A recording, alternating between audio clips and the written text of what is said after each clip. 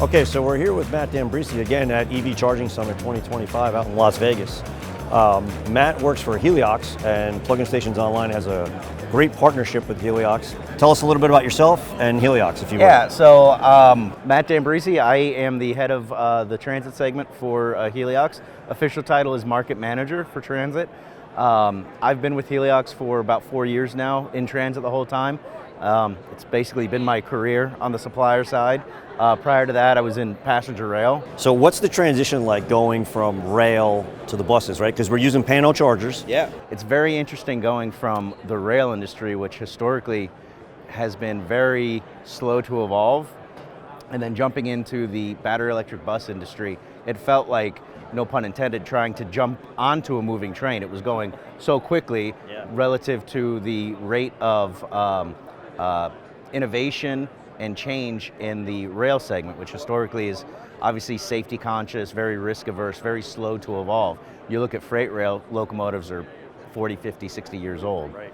So it was very interesting going into a much more dynamic type field in the BEV world. Yeah, so for those of you that might not know, if you take a look at we're talking about pantographs, right? So a lot of people don't even know what those are. They don't know what we're talking about when we speak about it. You're talking about a sled that is mounted above the buses and comes down and magnetically connects to the buses and then delivers the charge. And like you said just a moment ago, it's very similar if you've ever seen an electric train where they have the overhead and you just connect with a sled up in that case, right? Yes. And then it connects to the electricity, and that's what makes the train go. So it's a really sort of interesting tie together. And it is a very interesting, and what's further interesting to, charging nerds like us, is that in Europe, the pantograph standard is a bus up, where in the US and North America, the pantograph is, as you know, part of the infrastructure of the building. Right.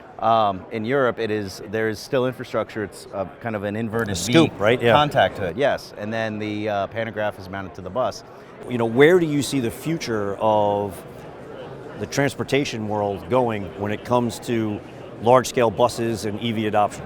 It's a great question, John. Typically, when you are talking about larger depots, the common thread that I've seen and heard from our mutual customers is that the operator of the vehicle poses some level of difficulty when it comes to charging the vehicle.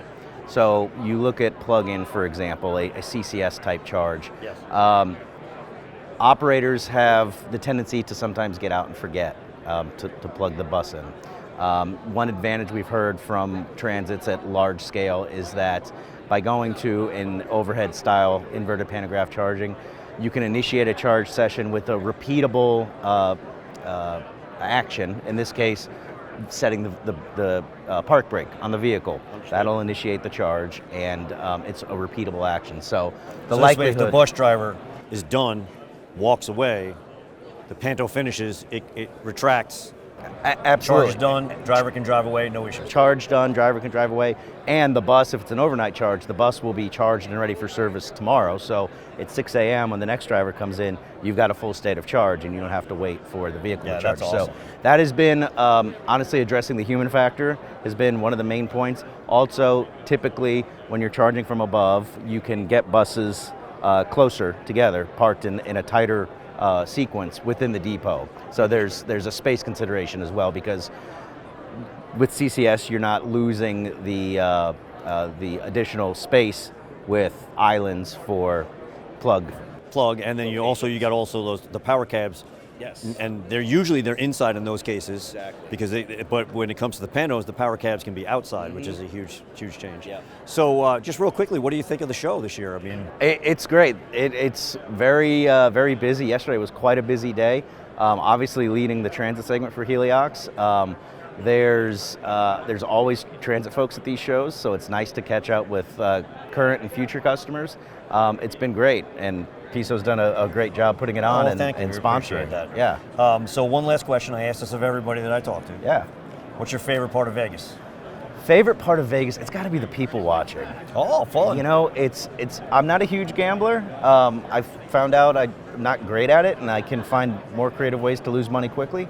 The people watching is great because it's all kinds of kinds. You know, And then all walks. And then what about the food? Because I always talk about the food too. I mean, do you have a favorite restaurant? The food is great. You know, it's got to be the steakhouses. You know, the steakhouses are crazy, Yeah, right? yeah. Last night had an unbelievable ribeye at Delmonico's. You know, always good. Always That's great. good. Awesome. All right, well, we'll look forward to seeing you here next year. Absolutely. And thank We will you be very here. much for your Thank you, time. John. Appreciate Great it. talking.